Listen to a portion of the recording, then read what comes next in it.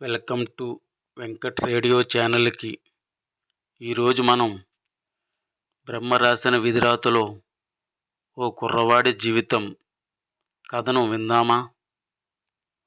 రాత్రి 9 గంటల సమయం అవుతుంది.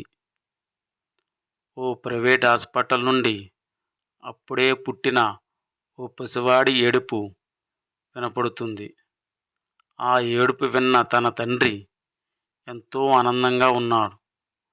ఆసుపత్రిలో ఉన్న స్టాఫ్ అందరికీ స్వీట్స్ పంచుతూ నాకు వారసుడు పుట్టాడు అని ఆనందంగా చెబుతున్నాడు.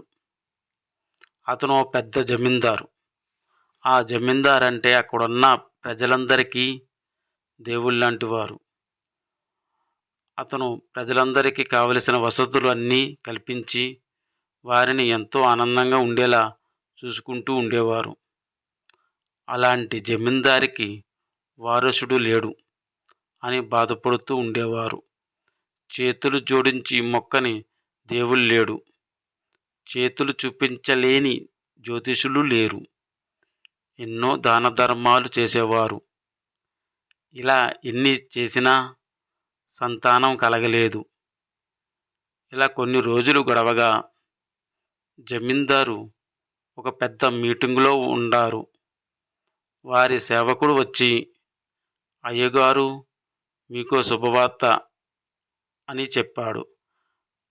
అది ఏమిటరా అని జమీందారు అడిగారు. ఆ సేవకుడు ఏమి చెప్పాడు, ఆ శుభవార్త ఏంటి అన్నది తర్వాయి భాగంలో విందాము. తర్వాయి భాగంలో కలుద్దాము. ఈలోగా వెంకట్ రేడియో ఛానల్ని సబ్స్క్రైబ్ చేసుకోండి.